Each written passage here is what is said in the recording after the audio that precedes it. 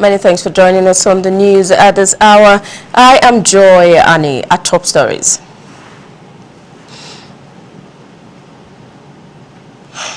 President Bola Tinubu to declare open security National Unity Conference in Abuja. Nigeria Revenue Service reports economy recovering after painful reforms. And on business, Abuja market stakeholders applaud the infrastructural development of drive of the FCT minister. And on the news in detail, President Bola Tinubu is set to declare open an international conference on security and national unity on August 11. The event, organized by Ja'amatu Izalatil Bid'a wa Ikwamatis Sunnah Jibris, Nigeria, in collaboration with the Muslim World League of Saudi Arabia, will hold at the Bola Ahmed Tinubu International Conference Center in Abuja. The conference is themed International Conference on Security for Sustainable Socio-Economic Development. A statement by Garbadin Muhammad, chairman of the Conference Media and Publicity Committee, said the event will examine Nigeria's security challenges, including banditry and kidnapping, as well as their impact on socio-economic development. He added that the conference will feature high-level plenary sessions on national security and socio-economic development within a broader global context. Now, another session, he said, will focus on diversity and inclusive coexistence, while expert panels will examine strategies for countering terrorism and armed banditry and strengthening community resilience. And now the Nigerian army has foiled a 1.5 million naira ransom collection by kidnappers in Edo State, neutralizing one member of the gang and rescuing a 50-year-old farmer, Lucky Ebike, who was abducted from his farm in Ugbaija. The army said the operation, carried out by the troops of the 4th Brigade Nigerian Army under 2 Division in collaboration with the Nigerian police force, was driven by credible intelligence on the farmer's abduction in Okesuhan, Ugbaija, a southeast local government area of Edo State. The Assistant Director, Army Public Relations, 4th Brigade Nigerian Army, Captain Kennedy Anyanwu, disclosed this in a statement made available to newsmen in Abuja. According to the statement, the operation took place at about 6 p.m. on August 6, 2026, after security forces exploited ransom negotiations to lure the kidnapper to a predetermined location at Nogolo within Esan South-East. And now the strategy turned the ransom collection into a security ambush. One of the kidnappers arrived at the location expecting to collect the 1.5 million naira ransom, but troops engaged the criminal and neutralized him during the encounter. The development forced other members of the gang to abandon their captive and flee into the surrounding forest, with some believed to have sustained gunshot wounds. Troops subsequently moved in and rescued Ebike unhurt, recovering the entire 1.5 million naira ransom payment that had been intended for the kidnappers. The army said the operation did not end with the rescue. Now, the federal government has deployed a dedicated passport intervention team in the United Kingdom to process pending new and renewal applications by the Nigerians in the diaspora. The team, dispatched by the Nigerian Immigration Service, the NIS, on the directive of Olubunmi Tunji-Ojo, Minister of Interior, is scheduled to work with the Nigerian High Commission to facilitate passport enrollment and processing. Applicants are required to present their completed application forms and proof of payment during the enrollment. The NIS said it would release a detailed schedule for the intervention, including designated cities, dates, venues, enrollment times, and other arrangements. The service urged applicants not to proceed to any location under the relevant schedule has been shared and to monitor the official communication channels of the Nigerian High Commission in the United Kingdom for further details.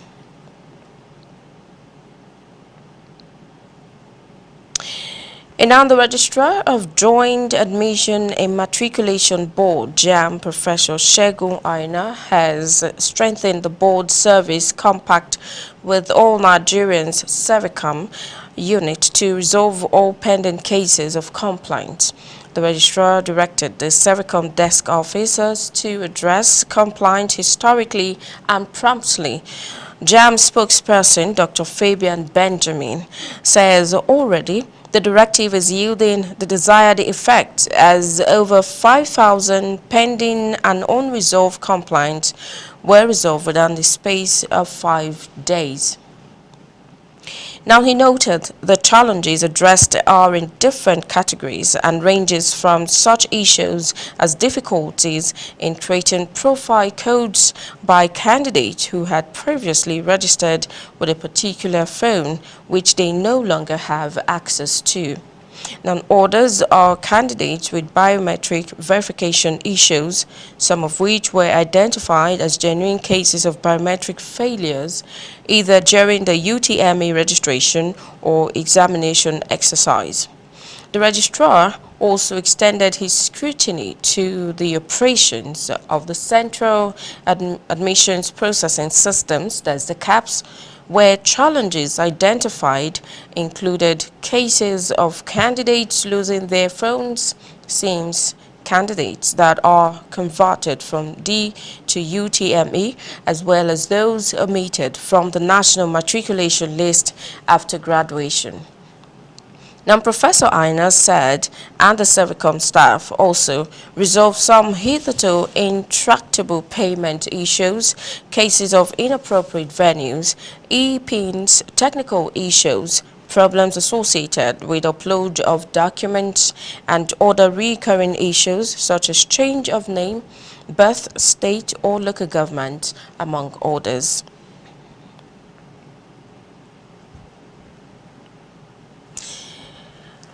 Moving on now, the Minister of Education, Dr. Maruf Tunji Alausa, says President Bola Ahmed Tinubu has delivered on almost 100% of his 2023 campaign promises, stressing that the country is witnessing tangible changes under the Renewed Hope agenda. He stated this in Abuja while receiving the outcomes of the 2025 Nigeria 2050 Child Foresight Analysis implemented by the Office of the Vice President with technical support from UNICEF. The minister highlighted education reforms as key evidence of the administration's transformation, citing the Nigerian Education Sector Renewal Initiative, increased investment in technical and vocational education and training, STEM education, teacher quality, digitalization, and efforts to reduce the number of out-of-school children.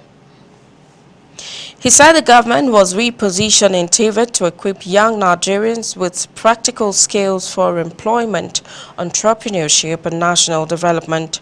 Alausa also disclosed that the federal government was expanding access to medical and nursing education by increasing training capacity in existing teaching hospitals, federal medical centers, and specialist hospitals. According to him, the initiative is aimed at addressing skills shortages, reducing pressure on young Nigerians seeking opportunities abroad, and providing more Nigerians with quality professional training at home. The minister further stressed the importance of reliable data in education planning, noting that government was moving away from assumptions and historical estimates.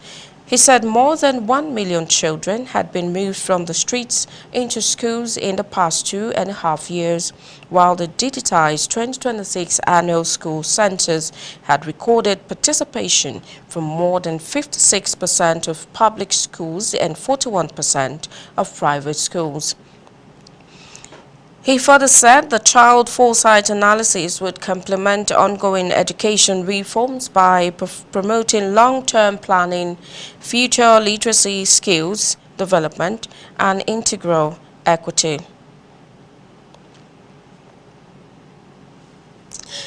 Now you're watching the news on ASO Television. We are live on DSTV channel 392, also on StarTimes TV channel 127 and Free TV channel 507. We are also on the UHF band on channel 38. Still to come on the news.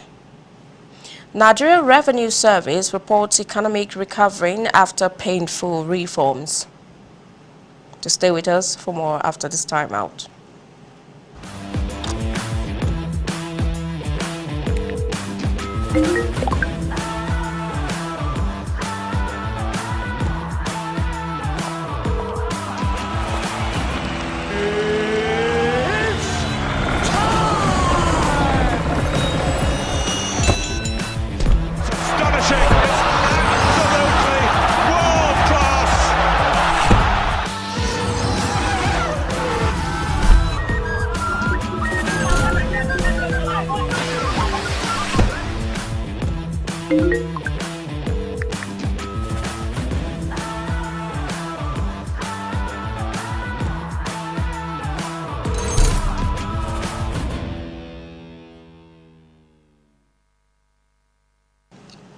Many thanks for staying with us.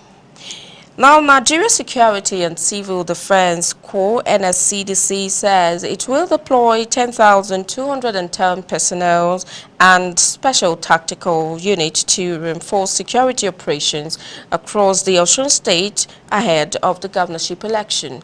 Now, the Commandant General, Professor Ahmed Abubakar Audi, statement via the National Public Relations Officer, Babawale Afolabi, said the deployment, which commenced on Monday, was part of the core effort to ensure that voters, electoral officials, observers, journalists, and residents participate in the electoral process without fear or intimidation.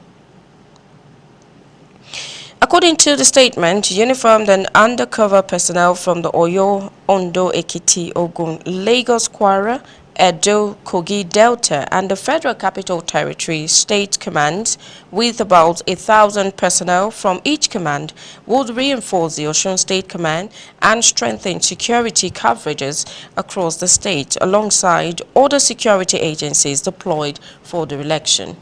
The statement said he also directed the deployment of specialized formation with capabilities suited to the security needs of the election. They include the CG's Special Intelligence Squad, the SIS, Special Weapons and Tactics, the SWAT Unit, Specialized Female Squad, Mining Marshals, Special Strike Force, Crack Squad, and K9 Unit. He said this will ensure effective coordination and supervision. The statement said the Deputy Commandant General in charge of operations, DCG Ayuba Philip, alongside designated Assistant Commandant General and other senior officials, will relocate to Osun State to oversee the core election security operations. Audi said the people and assured the people of Osun State that the NSCDC would remain professional, impartial, and respectful of the rights of all citizens throughout the electoral process. He said the protection of electoral materials, electoral officers, and voters remained critical to the successful conduct of the elections. And now the Nigeria Revenue Service, the NRS, has said Nigeria economy is showing strong signs of recovery and accelerating growth following a series of reforms implemented by President Bola Tinubu.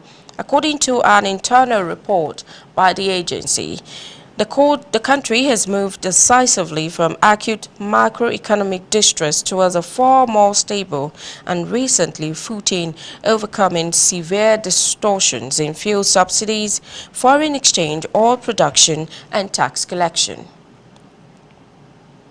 Now, key macroeconomic indicators highlight these positive turnaround, with economic growth rising to 3.8% in the first half of 2026, External reserves surged to $51.9 billion as of July 2026, while the balance of payment swung into a $2.38 billion surplus in Q1 2026. Capital importation and foreign trade also saw a massive boost, supported by retreating inflation and rising institutional investments.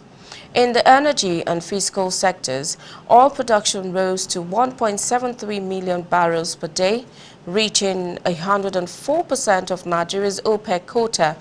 The Naira for crude arrangement with local refineries, including the Dangote refinery, helped transition the country into a net exporter of petroleum products. Simultaneously, tax collection more than doubled to 27.1 trillion naira, driven by digitization, new tax reforms, laws, and revenue service restructuring. Social and sector-specific initiatives have also provided further economic support. Now, and also according to the report, federal agricultural allocation increased to 826.5 billion naira in 2025, contributing to a reported 50% decline in food prices by early 2026. Meanwhile, the minimum wage doubled, the out-of-school children dropped to 18.3 million, and the compressed natural gas, that's the CNG initiative, saw over 100,000 vehicles conversion, attracting over $2 billion in investment. Despite total debt stock increasing, Nigeria's debt-to-GDP ratio dropped to 32.3% in 2026, marking the first sustained reduction in over a decade. Debt servicing as a share of revenue also fell to an IMF projected 53%, while the Nigerian exchange market capitalization surged from 30.36 trillion naira in 2023 to 161 trillion naira in 2026, reflecting restored market confidence.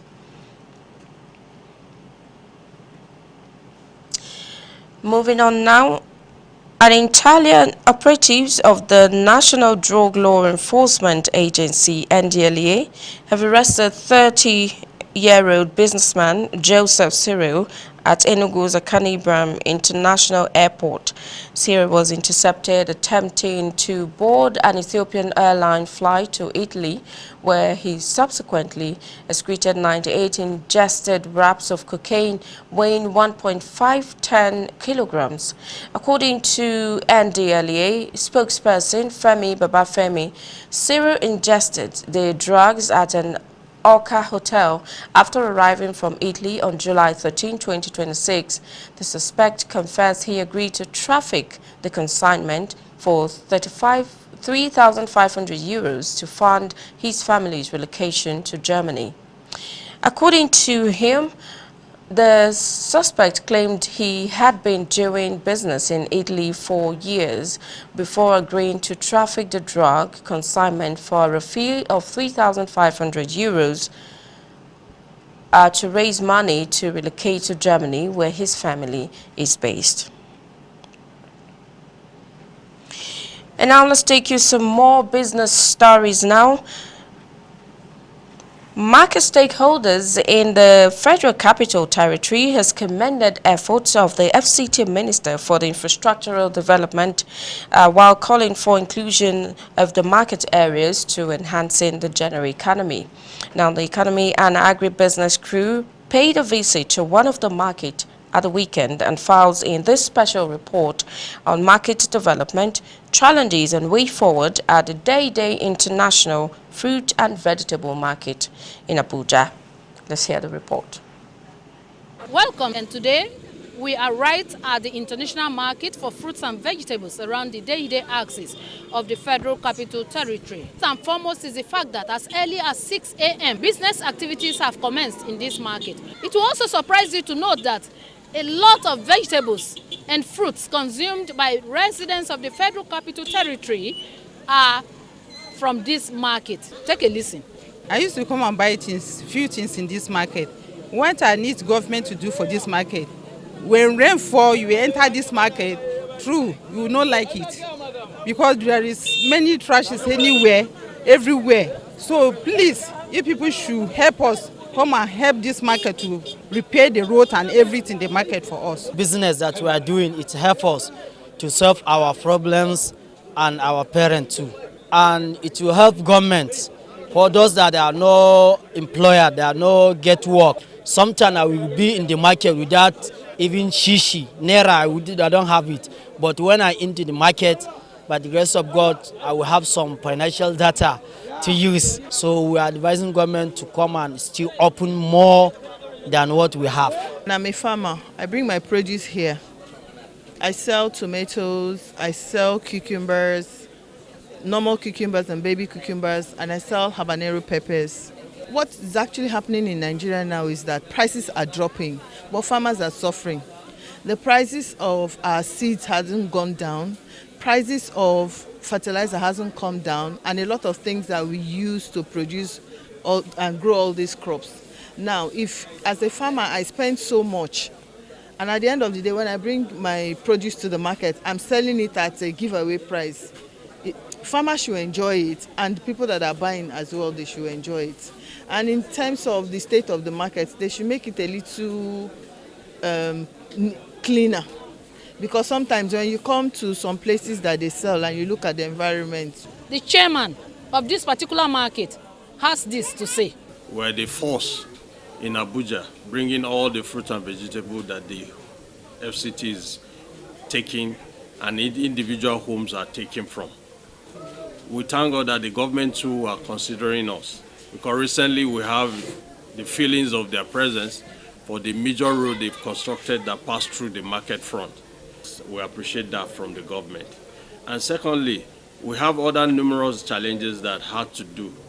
We need a leading road that connects to the main access road into the market. We need facilities that will preserve all the product we have. But we believe with this government, we might have consideration for it. Ile Emeje, ASO Television News.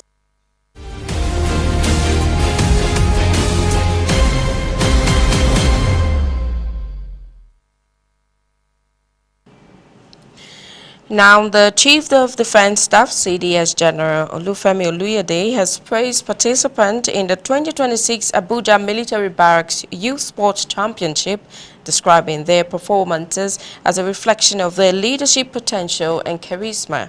Speaking at the closing ceremony of the championship in Abuja, General Oluyede said the competition showcased the talent, discipline and determination of the young athletes.